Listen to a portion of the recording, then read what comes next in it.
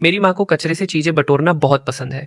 जब मैं 5 साल का था तब उन्हें एक जेड हरे रंग का रत्न का ब्रेसलेट मिला और गलती से उससे मेरा हाथ कट गया।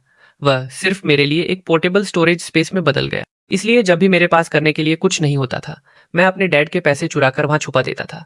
जब मैं 10 साल का हुआ तब तक मेरे पास लगभग 300 मिलियन की बचत हो चुकी थी। 11 साल की उम्र में मेरी माँ को चश्मे की एक जोड़ी मिली। उन्हें पहनने पर मैं चीजों की सटीक कीमत देख सकता, इसलिए मैंने उन 300 का उपयोग करके कौड़ियों के दाम पर प्राचीन चीजें एंटीक खरीदी। मैंने एक ही दिन में 8 मिलियन कमा लिए। 18 साल का होने से पहले ही मैं गुप्त रूप से एक मल्टी बिलियनियर बन चुका। एक बार जब यूनिवर्सिटी की प्रवेश परीक्षाएं खत्म हो गईं, तो मैंने सच्चाई बताने और नाटक बंद करने का फैसला किया। लेकिन जैसे ही मैं घर के सामने के दरवाजे पर पहुंचा, मैंने अपने डैड और उनकी रखेल को पकड़ा, जो मेरी माँ को बिल्कुल खाली हाथ जाने के लिए मजबूर कर रहे थे। गुस्से में लाल मेरी माँ डैड से आखिरी सांस तक लड़ने के लिए तैयार थी। जैसे ही वह बोलने वाली थी, मैं भागा और उनका मुंह बंद कर दिया। माँ, क्या आप पागल हो गई हैं कि डैड के पास वास्तव में कितना कम है? क्या इसके लिए लड़ना सच में जायज भी है? मुझे उनका मुंह बंद करते देख मेरी माँ के आंसू तुरंत छलक पड़े। उनकी नजर उलझी हुई थी, जो गुस्से, उदासी और सबसे बढ़कर एक एहसान फरामोश बेटे को पालने के एहसास से भरी थी। अंदर से मैं खुद को बेकसूर चीख रहा था। ऐसा नहीं था कि मैं अपने डैड का पक्ष ले रहा था। बात बस इतनी थी कि मुझे उनके पैसों की बिल्कुल परवाह नहीं थी। वह एक छोटा व्यवसाय चलाते थे, जिसका वार्षिक लाभ केवल 2 मिलियन। मेरे कॉर्पोरेट निवेशों से आने वाले पैसों के सामने ऐसा कौन सा अमाउंट था जो मैं एक दिन में वापस नहीं कमा सकता था? उनके साथ बहस करके समय बर्बाद करना बिल्कुल भी फायदे का सौदा नहीं था। जैसे ही मैं उन्हें उनके कमरे में अपने अकाउंट का 100 मिलियन दिखाने के लिए ले जाने वाला था, मेरे डैड दिखावा करने के लिए बीच में कूद पड़े। सबसे पहले बोलते हुए, वांग सुजिन, देखो कि तुम एक महिला के रूप में कितनी असफल हो। कम उम्र में ही उपेक्षित, तुम अपनी वास्तविक उम्र से कहीं ज्यादा बूढ़ी दिखती हो। यहाँ तक कि तुम्हारा अपना बेटा भी तुम्हारे खिलाफ हो गया है, जिसे तुमने इतनी सावधानी से पाला, यह जानते हुए कि तुम तलाक के बाद खाली हाथ जाओगी। वह मेरा पक्ष ले रहा है। मुझे बताओ, तुम जैसे इंसान के जीने का क्या मतलब है? तुम्हारे लिए तो मर जाना ही बेहतर होगा। उसने अपना पेट इस तरह फुलाया जैसे वह 10 महीने की गर्भवती हो, और एक तिरछी नजर के साथ तिरस्कार भरी मुस्कान बिखेरी। उसके इस अत्यधिक उकसाने वाले रवैये ने मेरा खून खौला दिया। मैं बोलने ही वाला था, लेकिन उनकी तिरस्कार भरी नजर मुझ पर पड़ी। भले ही इस लाडले ने मेरे पक्ष में बात, यह मत सोचो कि मैं तुम्हें अपने साथ ले जाने वाला हूँ, और न ही मैं तुम्हारे कॉलेज की फीस देने जा रहा हूँ। भविष्य में मेरा पैसा शांग के पेट में पल रहे बच्चे को जाएगा। इसलिए मुझसे फायदा उठाने के सपने मत देखो। मुझे तुम में कोई दिलचस्पी नहीं है। उनके ऐसा कहने के तुरंत बाद मैंने उनके सिर के ऊपर एक हरी रोशनी देखी। बिल्कुल सही। पिछले हफ्ते मेरी माँ को एक अज्ञात मसाला मिला और उन्होंने उसे सूप में डाल दिया। इसे पीने के बाद मैं हर व्यक्ति के सिर के ऊपर एक रंग देख सकता था। बैंगनी का मतलब है कि यह व्यक्ति हाल ही में भाग्यशाली होगा और अमीर बनेगा। लाल का मतलब है कि वे एक आपदा से पीड़ित होंगे, जो अपशकुन का संकेत है। गुलाबी का मतलब है कि उनकी रोमांटिक नियति आ गई है, प्यार हवा में है। और जहां तक हरे रंग का सवाल है, यह एक कोकोल्ड होने यानी धोखा खाए जाने का प्रतिनिधित्व करता है। मेरी माँ पारंपरिक महिला मूल्यों पर पली बढ़ी इंसान है। सालों पहले जब मेरे डैड दिवालिया हो गए थे और उन पर लाखों का कर्ज था, तब उन्होंने तलाक लेने से इनकार कर दिया था। तब से उन्होंने कचरा बटोरने के साथ साथ उनका कर्ज चुकाने के लिए काम करने की बुरी आदत पाल ली थी। उन्हें किसी दूसरे आदमी को ढूंढने में जितनी परेशानी होती, वह मेरे डैड को कभी धोखा कैसे दे सकती थी? मेरी नजर मेरे डैड के बगल में खड़ी शंग नाम की महिला पर टिक गई। बड़ा सीना, पतली कमर। सच कहूं तो वह वास्तव में आकर्षक और लुभावनी थी। वह मेरी माँ से अधिक सुंदर, अधिक स्त्रैण और पुरुषों के लिए अधिक आकर्षक थी। ऐसा लग रहा था कि वही मेरे डैड को धोखा दे रही थी। मैंने उसके पेट की ओर देखा। एक जीवंत गहरा लाल रंग, एक खूनी आपदा। शन पूरी तरह से कांपने लगी, मानो अपना दिल थामे हुए हो। वह कमजोरी से मेरे डैड की बाहों में ढह गई और एक मीठी आवाज में बोली, हनी, मुझे डर लग रहा है। तुम्हारे बेटे की नजर भयानक है। ऐसा लग रहा है जैसे वह मुझे मारना चाहता है। क्या वो मेरे पेट में पल रहे बच्चे को नुकसान पहुंचाने की योजना बना रहा है? मुझे नहीं। तुमने कहा था कि तुम मेरे बड़े हीरो बनोगे, इसलिए तुम्हें मेरी रक्षा करनी होगी। उसका भरोसा महसूस करके मेरे डैड ने एक महान नायक की तरह अपना सीना फुला लिया। वह उसके सामने आए और भी अधिक गुस्से से मुझे घूरने लगे। वो, आलिन, अभी अपनी नजर हटाओ। अगर मुझे पता चला कि तुम वास्तव में मेरी शंग के खिलाफ कुछ योजना बना रहे हो, तो हमारा पिता पुत्र का रिश्ता चाहे जो भी हो, मुझे दोष मत देना। मैं तुम्हें जिंदा भून दूंगा और तुम्हारे टुकड़े टुकड़े कर दूंगा। मेरी माँ अपने परिवार के प्रति बेहद सुरक्षात्मक है, किसी भी चीज से बढ़कर। मेरे डैड को मुझे धमकाते हुए सुनकर वह रसोई में भागी, एक शेफ का चाकू उठाया। उनका चेहरा गुस्से से विकृत हो गया और चिल्लाई कि वह उन्हें काट कर मार डालेंगी। मेरे डैड का चेहरा पीला पड़ गया। उन्होंने जंग की रक्षा की और जल्दी से दरवाजे की तरफ पीछे हट गए। उन्हें अब एक हीरो की तरह काम करते देखकर मेरा दिल ठंडा पड़ गया। अतीत में जब मेरे डैड के लेनदार दरवाजा खटखटाते थे तो वह एक डरपोक कछुए की तरह छिप जाते थे, बिस्तर के नीचे रेंगते हुए। वह हमेशा मेरी माँ ही थी, जिन्होंने एक दृढ़ नजर के साथ उन्हें बाहर निकाल दिया था। इस तरह वह उन्हें घर में घुसने से रोकने में कामयाब रही। एक बार एक लेनदार ने अवसर देखकर इसका फायदा उठाने की कोशिश की। वह मेरी माँ पर खुद को थोपना चाहा। मेरे डैड ने अपने कान बंद कर लिए, मानो न सुनने का नाटक कर रहे हो। मैंने उनसे बाहर जाकर मदद करने का आग्रह किया, लेकिन उन्होंने मुझे तिरस्कार से देखा और कहा, तुम छोटे बच्चे, तुम क्या जानते हो? अगर हम उन लोगों को उकसाएंगे तो मैं तुम्हें पीट पीट कर मार डालूंगा। भाग्यवश पड़ोसी ठीक उसी समय पहुंचे जब मैं चिल्लाया और इस तरह एक त्रासदी टल गई। तभी से मैं अपने डैड से नफरत करने लगा और हमेशा अपनी माँ से तलाक लेने के लिए कहता था। लेकिन मेरी माँ अपने सिद्धांतों में अड़ी थी। उन्हें लगता था कि उन्हें मुझे एक पूरा परिवार देना है, या यूं कहें कि उन्हें अब भी विश्वास था कि मेरे डैड वापसी कर सकते हैं। वास्तव में वह सही थी। 1 साल बाद मेरे डैड ने एक अवसर का लाभ उठाया और उनका व्यवसाय सुधरने लगा। उन्होंने अपने सारे कर्ज चुका दिए और मेरी माँ को धन्यवाद देने के लिए उन्होंने उन्हें 3 पारंपरिक आभूषण पीस खरीदे। उन्होंने 2 लाख उन्हें उनकी खुद की पूंजी के रूप में ट्रांसफर कर दिए। तब से हमारी जिंदगी सुधर गई। लेकिन मेरी माँ ने कभी कचरा बटोरने की आदत नहीं छोड़ी। बात बस इतनी थी कि मेरे डैड को उन पर शर्मिंदगी महसूस न हो। वह रात में गुप्त रूप से कचरा बटोरने के लिए मास्क पहनकर बाहर जाती थी। एक बार जब मुझे पेशाब करने की जरूरत हुई तो मैंने उन्हें चुपके से बाहर निकलते देखा। आधे घंटे बाद वह बैग और पोटलियों के साथ वापस आई। अगली सुबह मेरे डेस्क पर चश्मे की एक जोड़ी दिखाई दी। मुझे लगा कि वे सामान्य चश्मे हैं, लेकिन उन्हें पहनने पर मैंने चीज़ों की कीमत देखी। 1 महीने बाद मेरे डैड ने अपनी कंपनी में दिक्कतों का बहाना बनाकर मेरी माँ का मासिक भत्ता कम कर दिया। पुराने दिनों में लौटने के डर से मैंने चश्मे का इस्तेमाल किया और सस्ते सौदों की तलाश में एंटिक स्ट्रीट प्राचीन चीज़ों की गली पर गया। पहली बार 5,000 येन के साथ मैंने एक धूल भरा ब्रेसलेट खरीदा और उसे 300,000 में बेच दिया। तब से मैं सस्ते सौदे खोजने के लिए कक्षाएं छोड़ने लगा। सिर्फ 1 महीने में मैंने 20 मिलियन कमा लिए। मैं एंटीक स्ट्रीट के ग्रैंड मास्टर से मिला। 20 बुजुर्ग लोग मेरा दत्तक दादा बनने के लिए प्रतिस्पर्धा कर रहे थे। जहां तक उन लोगों का सवाल था जो मेरे पिता बनना चाहते थे, तो वे कहीं अधिक थे। मैंने अप्रत्यक्ष रूप से उन्हें अपनी माँ से मिलवाने की कोशिश की, लेकिन चूंकि उनका अफेयर चलाने का कोई इरादा नहीं था, इसलिए मैंने बात छोड़ दी। मैंने उन्हें यह संकेत भी दिया कि मैं पैसे कमा सकता हूँ, लेकिन मेरी माँ हमेशा कहती थी कि मैंने धन के देवताओं के बारे में बहुत सारे उपन्यास पढ़ लिए हैं और मैं मूर्ख बन गया हूँ।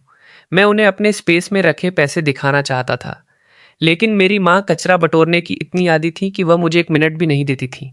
इसके अलावा हमारे पास घर पर पैसों की कमी नहीं थी, इसलिए अंत में मैं समय समय पर कचरे के डिब्बे के पास थोड़ा सा कैश और लग्जरी आइटम छोड़ देता था, जहां से मेरी माँ का गुजरना तय होता था, और मैंने उन्हें वहां इत्तेफाक से छोड़ दिया। यह रहस्य मैंने यूनिवर्सिटी प्रवेश परीक्षाओं के अंत तक छुपा कर रखा। ठीक जब मैं इसका खुलासा करने ही वाला था, मेरे डैड ने धोखा दे दिया। पैसों के मामले में उनकी किस्मत वास्तव में खराब है। वह पैदाइशी कंगाल हैं। दरवाजा जोर से बंद हो गया। मेरी माँ बेकाबू होकर रो पड़ी। इससे मुझे बहुत दुख हुआ। इसलिए मैंने बैंकिंग ऐप खोला और नंबरों को अनमास्क किया ताकि उन्हें 10 अंकों का बैलेंस दिखा सकूं, जिससे हर कोई ईर्ष्या करेगा। उस पल मेरी माँ ने फर्श पर पटकते हुए निराशा में चिल्लाकर कहा, मैं एक गृहिणी, मैं उसे कैसे हराने जा रही हूँ? अगर उनका सचमुच कोई भावनात्मक अफेयर है तो मैं कैसे जीऊंगी? मैंने अपनी माँ को देखा, जिनके बाइसेप्स कचरा बटोरने के कारण मजबूत थे। मैं उनका ध्यान अपनी बचत की ओर आकर्षित करना चाहता था, लेकिन तभी मैंने उनका अगला वाक्य सुना, अगर मैं यहां से चली गई तो मैं अब और कचरा नहीं बटोर पाऊंगी।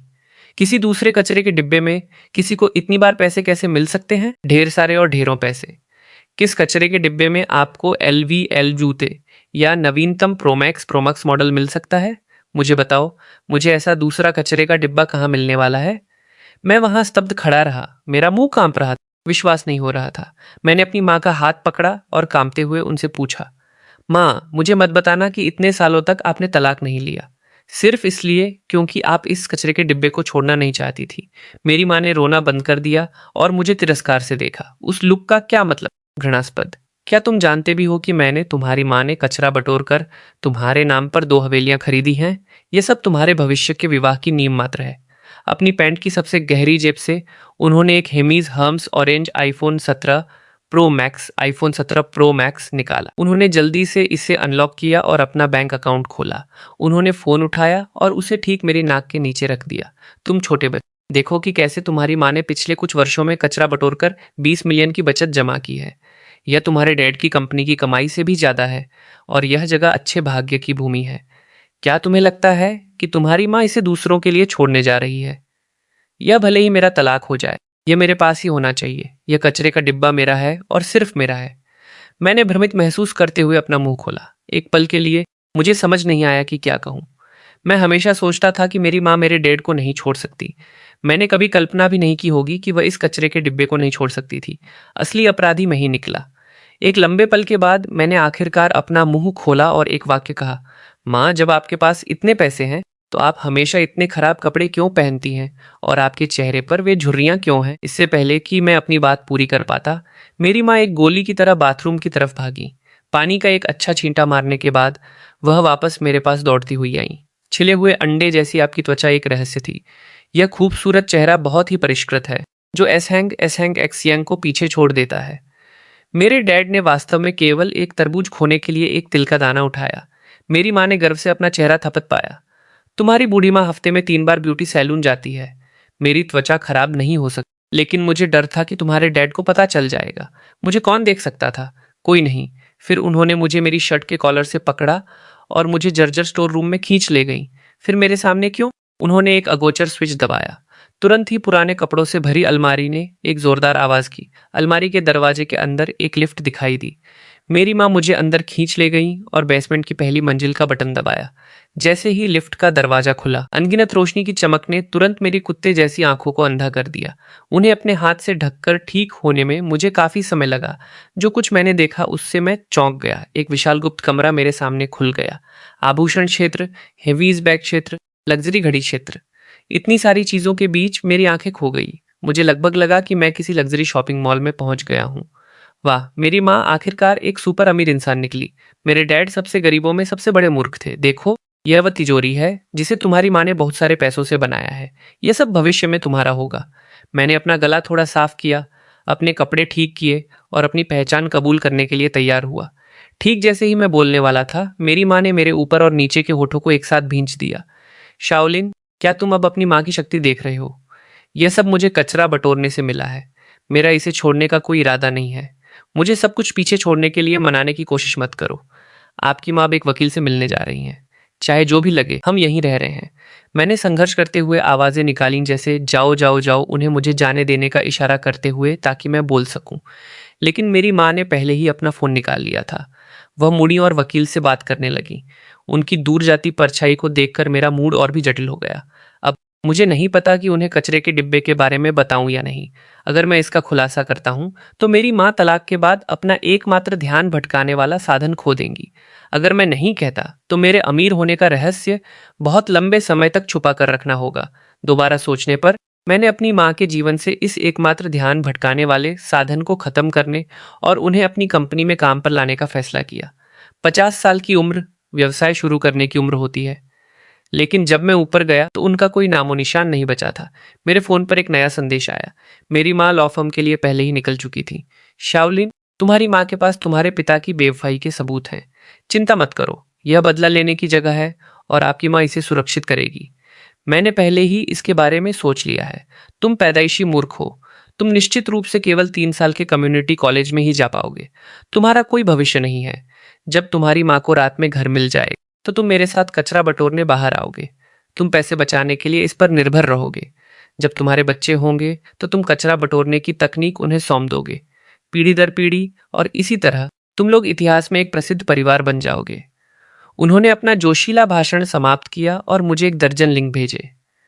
तुम्हारी माँ अभी वकील से बात करने में व्यस्त हैं। यहाँ कचरा बटोरने के लिए आवश्यक उपकरण दिए गए हैं, उन्हें खरीदे और घर पर डिलीवर करवाएं।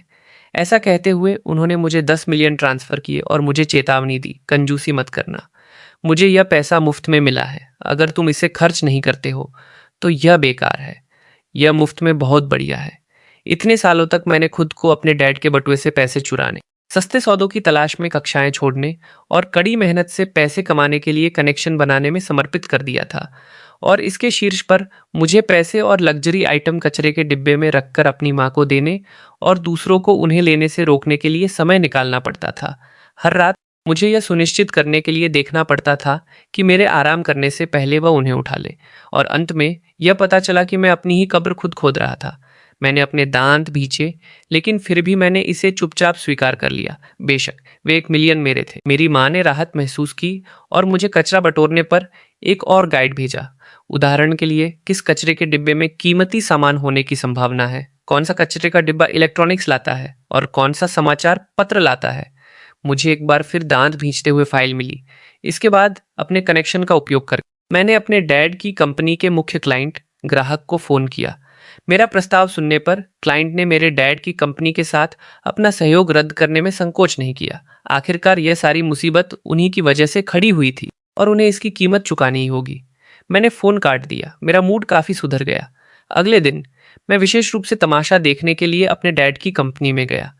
मीटिंग रूम में यह जानने पर कि क्लाइंट ने कॉन्ट्रैक्ट तोड़ दिया है, मेरे डैड गुस्से में उछल पड़े। डायरेक्टर कैन, क्या आप मुझसे मजाक कर रहे हैं? डिलीवरी करीब है। क्या आप जानते हैं कि आप हमारे लिए कितनी मुसीबत खड़ी करेंगे अगर आप अभी कॉन्ट्रैक्ट तोड़ते हैं? शंग शंग ने अपने पेट को सहलाते हुए घर की मालकिन का रवैया अपना लिया। हाँ, यदि आप कॉन्ट्रैक्ट तोड़ते हैं तो आपको मुआवजे के रूप में 2 मिलियन का भुगतान करना होगा। डायरेक्टर चेन ने अधीर होकर उन्हें बीच में ही टोक दिया। बहुत हुआ, यह सिर्फ पैसे की बात है, मैं इसका भुगतान करूंगा। उन्होंने भुगतान किया और शान से चले गए। मेरे डैड ने ऑफिस में वापस आकर एक पागल की तरह सब कुछ तोड़ना शुरू कर दिया। जांच करो जाओ, यह पता लगाने के लिए जांच करो कि किस कमीने ने ऐसा किया है। मैंने देखा कि वह किस लायक थे। संतुष्ट हुआ और जाने ही वाला था, लेकिन मेरे डैड ने गुस्से में मुझे रोक दिया। जाओ अपनी माँ से कहो कि ये घर, उससे कहो कि इसे रखने का सपना भी न देखे। मैं उसे एक धेला भी नहीं दूंगा। मैं अब और नाटक नहीं करना चाहता था। मैं गंभीर हो गया। मैं आपके लिए ऐसा नहीं करूंगा और मैं आपको सलाह देता हूं कि घर मेरी माँ को दे दे, वरना। मेरे डैड ने मेरे ढीठ रवैये से क्रोधित होकर मेज पर अपना हाथ पटका। वरना क्या? मैं तुम्हारा पिता हूं। क्या तुम अपने पिता का अनादर करने जा रहे हो? नहीं शॉन, साइड से आग में घी डालते हुए। हाँ सोलिन, शियाओलिन, भले ही वह तुम्हारी माँ को तलाक दे दें, वह फिर भी तुम्हारे पिता हैं। तुम एक एहसान फरामोश बेटे नहीं बन सकते। तुम अब बड़े हो गए हो। तुम्हारे पास कुछ समझ होनी चाहिए। बेहतर होगा कि तुम जल्दी से माफी मांगो। मैंने अगली बार अपने डैड की कड़कती नजर के नीचे कसम खाई। मैंने उन्हें शब्द दर शब्द चेतावनी दी, 3 दिनों में यदि आप तलाक नहीं देते हैं और घर मेरी माँ को नहीं देते हैं, मैं कसम खाता हूं कि मैं आपकी छोटी कंपनी को दिवालिया कर दूंगा। मेरे डैड ने सोचा कि मेरा दिमाग खराब हो गया है और मुझे पागल कहा। मैंने उनके साथ बहस करने की जहमत नहीं उठाई।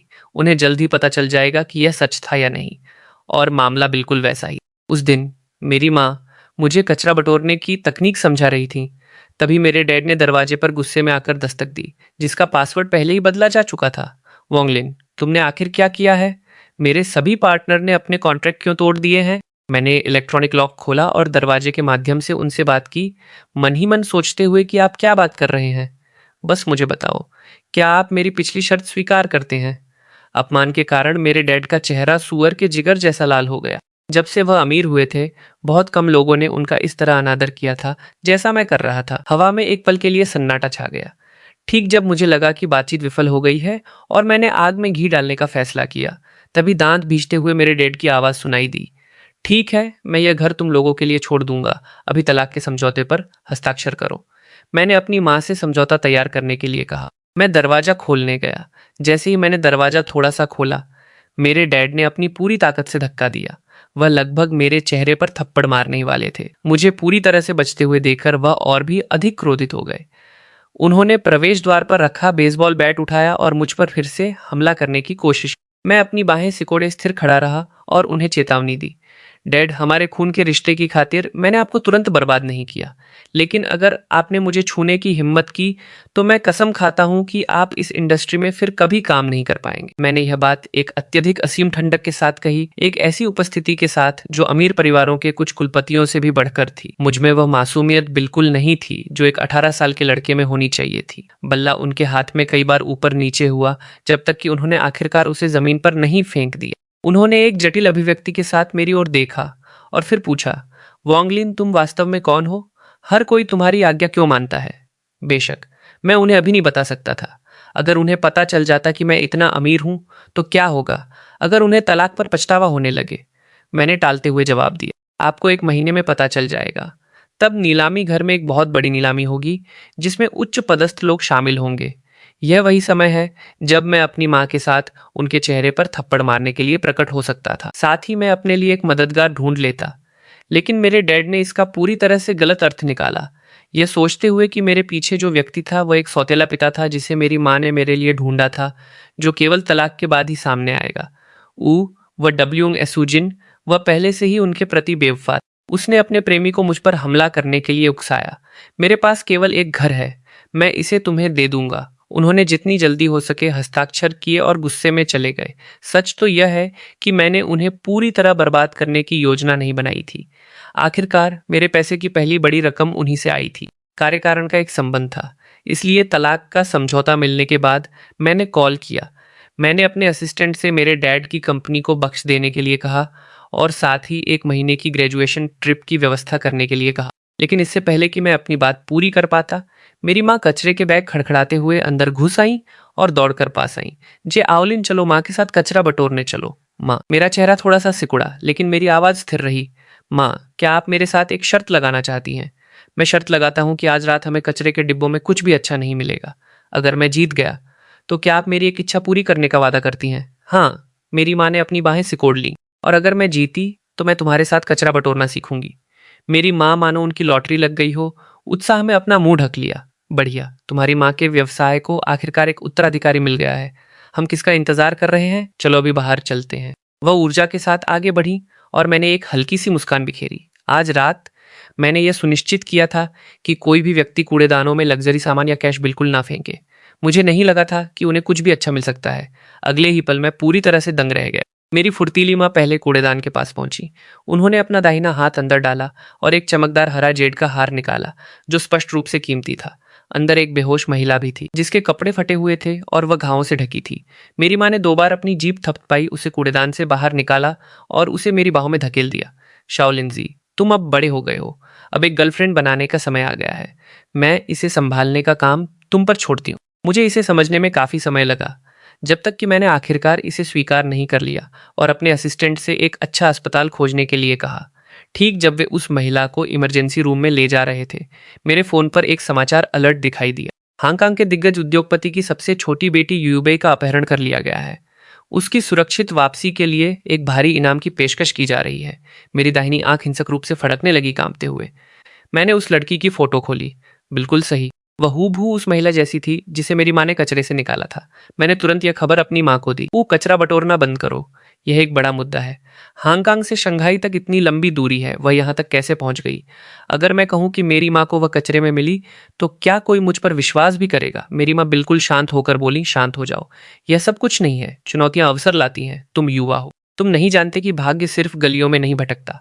तुम्हें पहले प्रहार करना होगा। माँ को लगता है कि इस महिला का चेहरा खूबसूरत है, यह तुम्हारी नियति है, इसलिए उसके साथ अच्छा व्यवहार करो। मैं कुछ और कहने ही वाला था, लेकिन मेरी माँ ने साया के लिए एक हवाई जहाज का टिकट निकाला। शाओलिन जी, मैं अब बूढ़ी हो गई हूँ, इसलिए मैं एक यात्रा पर जा रही हूँ। इसे खुद सुलझाओ, 1 महीने में मिलते हैं। जब मैंने दूसरा संदेश भेजने की कोशिश की तो मुझे पता चला कि मेरी माँ ने मुझे ब्लॉक कर दिया था और वह भाग चुकी थी। सचमुच वह मेरी माँ होने के योग्य है। जब किसी समस्या का सामना करना पड़ता है तो वह उसे मुझ पर डाल देती है। मैंने अपना सिर खुजलाया और आखिरकार उसके जागने का इंतजार करने, उसे कुछ पैसे देने और उसे घर वापस भेजने का फैसला किया। मैं पारिवारिक झगड़ों में शामिल नहीं हूँ, लेकिन जब वह वास्तव में डॉक्टर की बात सुनकर जागी तो मैं अंदर तक कांप गया। डॉक्टर ने कहा कि उसके सिर पर चोट लगी है, जिससे उसे भूलने की बीमारी एमनेशिया हो गई है। डॉक्टर ने निश्चितता के साथ सिर हिलाया। मेरा चेहरा उतर गया। और वह इससे कब तक ठीक होगी? डॉक्टर ने अपना सिर हिलाया। जानने का कोई तरीका नहीं है। जब मैं कुर्सी पर गिर पड़ा तो मैंने सोचा कि सब खत्म हो गया है। बिस्तर पर पड़ा अपराधी, सब खत्म हो गया है। हेलो बड़े भाई, मुझे भूख लगी है। मैंने इस महिला की ओर देखा जो मुझसे 4 साल बड़ी थी, इतनी शालीनता से काम कर रही थी, और इसने मेरे रोंगटे खड़े कर दिए। मेरे भगवान, आपको वास्तव में कचरा नहीं बटोरना चाहिए, बस इस तरह का कचरा। मैंने अपने असिस्टेंट से कुछ खाना खरीदने के लिए कहा। मैंने तुरंत विज्ञापन से फोन नंबर मिलाया। मैंने कांटेक्ट जोड़ा और फोटो भेजने के बाद दूसरी तरफ से तुरंत जवाब आया, वहीं रुके, हमारे मालिक हेलीकॉप्टर से आ रहे हैं। उनसे इसे गुप्त रखने के लिए कहते हुए मैंने सुरक्षा के लिए एक मोटी रकम खर्च की। चाहे कुछ भी हो जाए, मिस्टर यू के आने से पहले यूबे को जीवित और सुरक्षित रखा जाना चाहिए। भाग्यवश कोई अप्रत्याशित मोड़ नहीं आया। अपनी बेटी को जीवित देखकर सफेद बालों वाले बूढ़े मिस्टर यू ने भावुक होकर मेरा हाथ पकड़ लिया। मेरी बेटी को बचाने के लिए आपका धन्यवाद। आप जो चाहे मांग सकते हैं। जब तक यह मेरी शक्ति में है मैं आपको चुकाऊंगा। मैंने नहीं का इशारा करने के लिए अपना हाथ हिलाया। इसकी आवश्यकता नहीं है। महत्वपूर्ण बात यह है कि वह ठीक है, आपका मुझ पर कोई एहसान नहीं है। ऐसा कहते हुए मैंने खिसकने की कोशिश की। दो छोटे हाथों ने मेरी बांह पकड़ ली और एक दयनीय आवाज फिर से गूंजी, बड़े भाई, क्या आप मुझसे अब प्यार नहीं करते? क्या मैं अब वह इंसान नहीं हूं जिसे आप सबसे ज्यादा संजो कर रखते हैं? क्या आपने मेरे साथ जीवन भर रहने का वादा नहीं किया था? यह सुनकर अनगिनत जिज्ञासु नजरें मुझ पर टिक गईं। इस डर से कि उन्हें गलत फहमी न हो जाए मैं समझाने के लिए दौड़ा, नहीं नहीं नहीं, गलत मत समझो।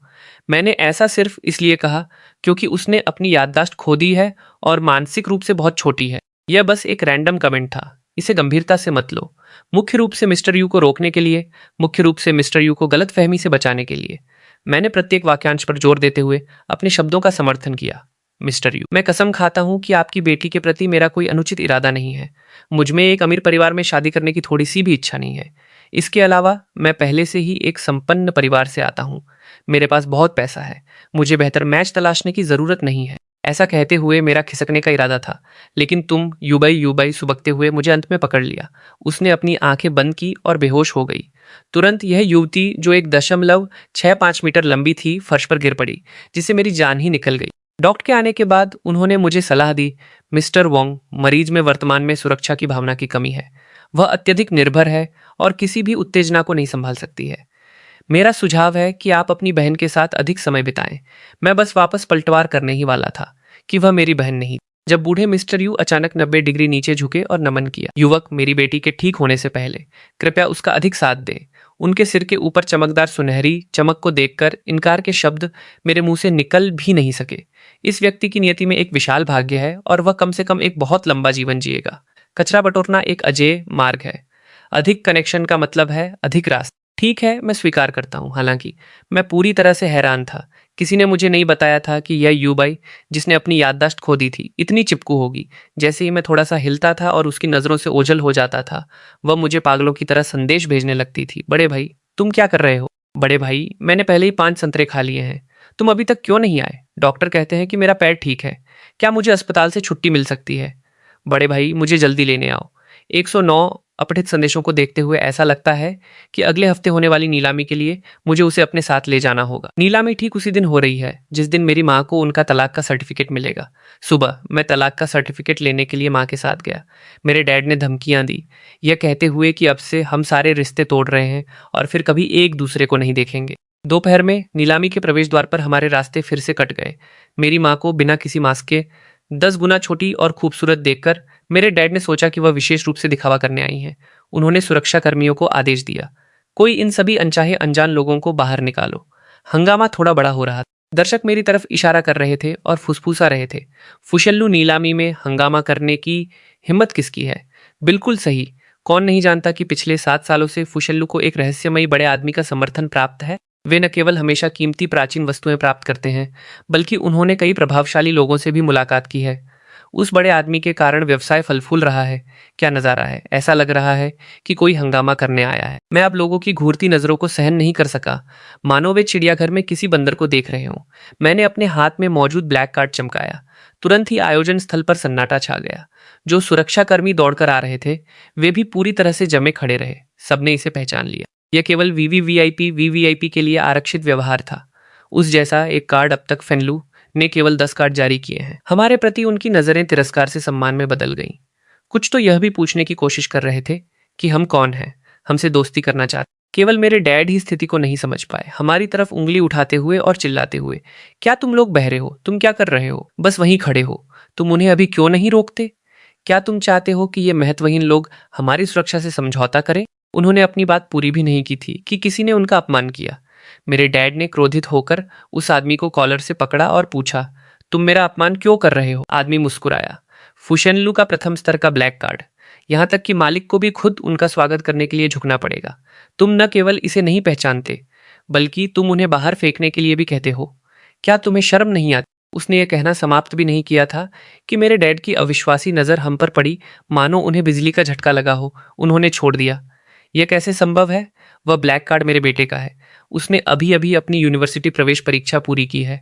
वह फुशेनलू का वीआईपी मेहमान कैसे हो सकता है? बिल्कुल सही, बूढ़े वोंग। उसने जरूर वह कार्ड पाया होगा जो उसने जवाब दिया उसका फायदा उठाते हुए उसने मेरी तरफ इशारा किया और सुरक्षा गार्ड पर चिल्लाया, जल्दी, यमा और बेटा चोर हैं। उन्होंने आपके महत्वपूर्ण मेहमानों में से किसी एक से कुछ चुराया है।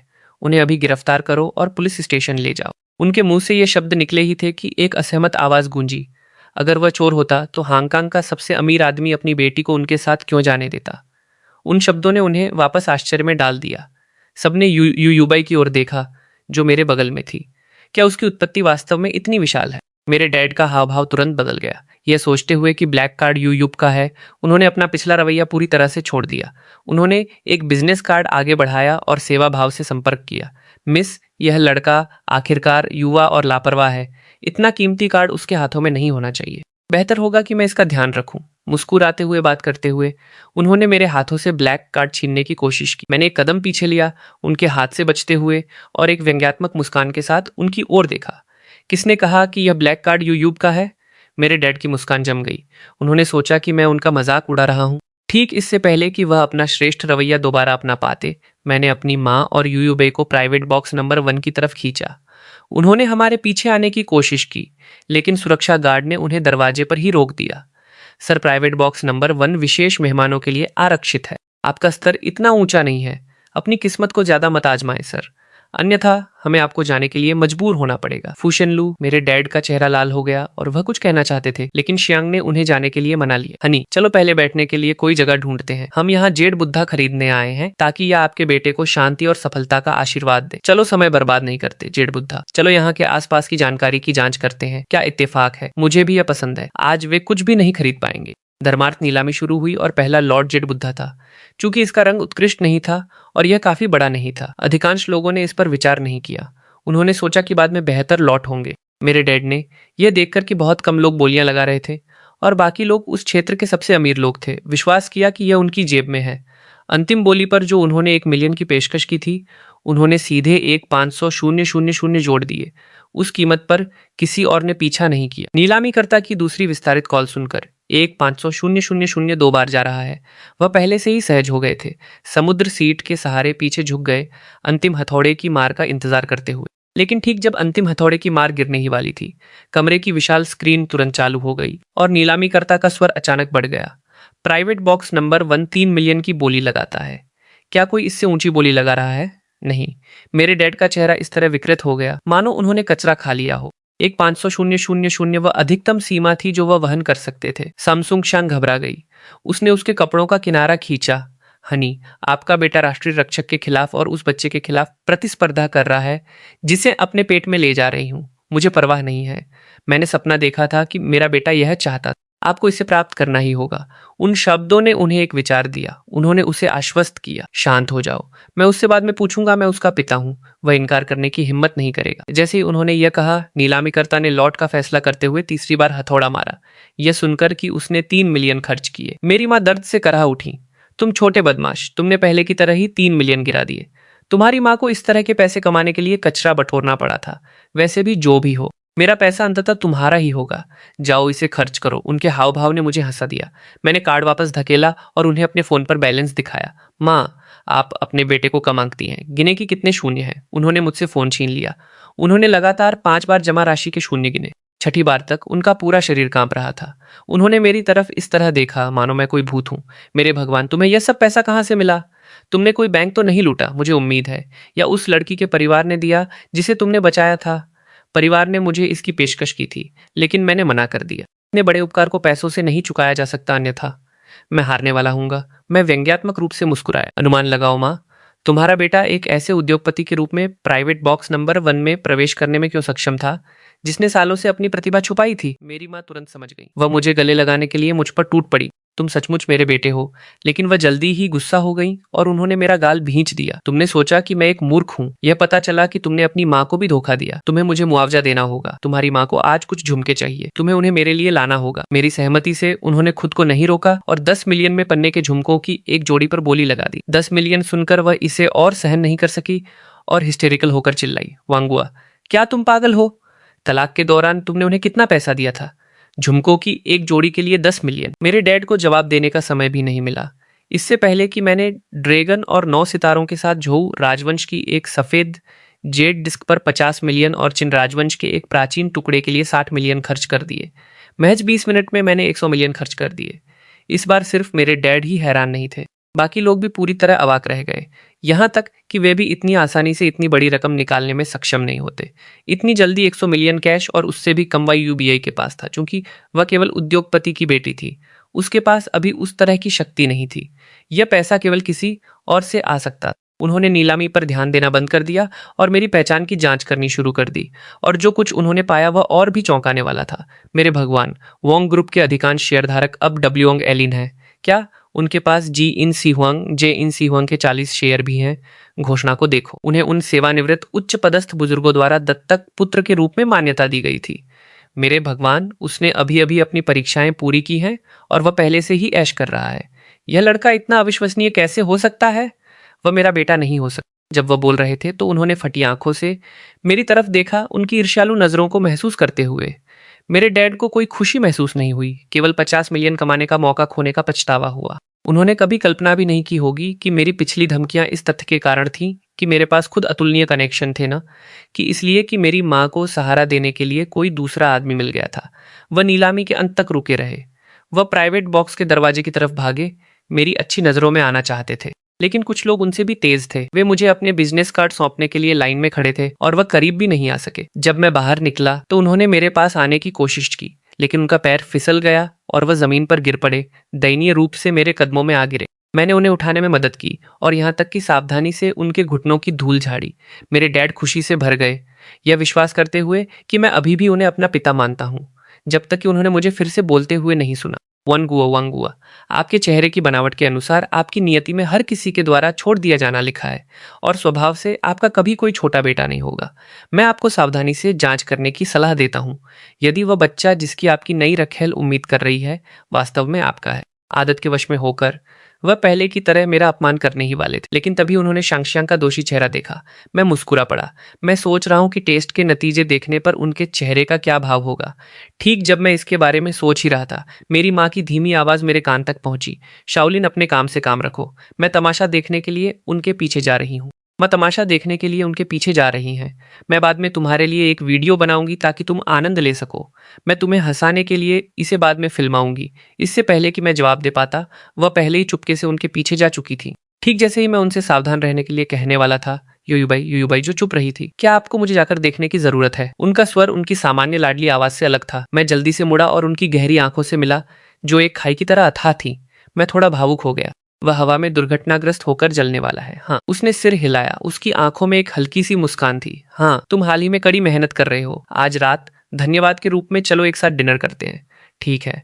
इससे पहले कि मैं ना कह पाता, उसने मुझे पहले ही रेस्टोरेंट का पता भेज दिया था। क्या आपकी कंपनी पोर्ट मार्केट में विस्तार नहीं करना चाहती है? मैं इसमें आपकी मदद कर सकती हूँ। हम खाते समय इस पर चर्चा कर सकते हैं। इसके बारे में क्या ख्याल है? इनकार के शब्द मेरी जीभ पर लुढ़क गए, लेकिन मैंने उन्हें तुरंत वापस निगल लिया। एक व्यक्ति कई चीजों से असहमत हो सकता है, लेकिन पैसे से नहीं। ठीक है, मैं वहां समय पर पहुंचूंगा।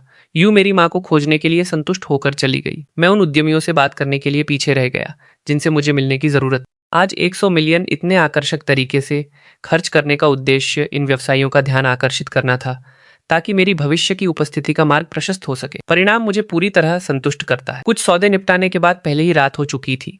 मैंने जल्दी से एक कार बुलाई और रेस्टोरेंट पहुंच गया। कार में मुझे अपनी माँ से एक वीडियो मिला। फुटेज में मेरे डैड और शंगबीच लड़ाई में थे। मेरे डैड का चेहरा गुस्से से विकृत था। वह अपने घूंसे से उसके पेट पर वार कर रहे थे। मैंने तुम्हारे लिए अपनी पत्नी को तलाक दे दिया। मैंने अपने होनहार बेटे को छोड़ दिया और तुम मुझे धोखा देती हो। तुम चाहती हो कि मैं भविष्य में इस कमीने को पालूं। दोंग शांगशंग भी उसे बेरहमी से मार रही थी, उसके गुप्तांगों पर लात मार रही थी। तुम जर्जर पुराने, जीवाश्म, बदबूदार और बदसूरत। अगर यह आपके पैसों पर दांव लगाने के लिए नहीं होता, क्या आपको लगता है कि मैं आपके साथ रहना चाहती जो अपनी पत्नी और बेटी को छोड़ चुका है? तुम अभी भी एक बेटा चाहते हो? मैं तुम्हें श्राप देती हूँ। तुम्हारी किस्मत में बिना वंशजों के मरना लिखा है। मेरी माँ पूरी तरह से रोमांचित थी। संदेश आते रहे, मेरे प्यारे, माँ बेहद खुश है। तुमने वहां नीचे वाले को बेकार कर दिया। वह अब आदमी भी नहीं रह सकता।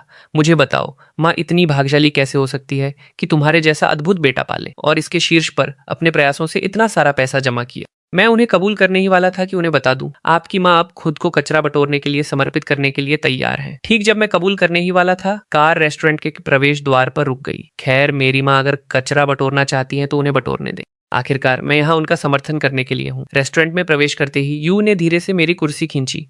जब मैं बैठा तो वह चुप रही, अपनी मिचमिचाती आंखों से मुझे देखती रही, जिससे मेरे रोंगटे खड़े हो गए। ठीक जब मैंने सोचा कि वह एक बड़ी महिला की तरह कबूल करने जा रही है जो एक युवा बॉयफ्रेंड की तलाश में है, तो वह अचानक बोल पड़ी, सियोलिन, मैं हमेशा से एक छोटा भाई चाहती थी। क्या आप मुझे अपनी बड़ी बहन मान सकते हैं?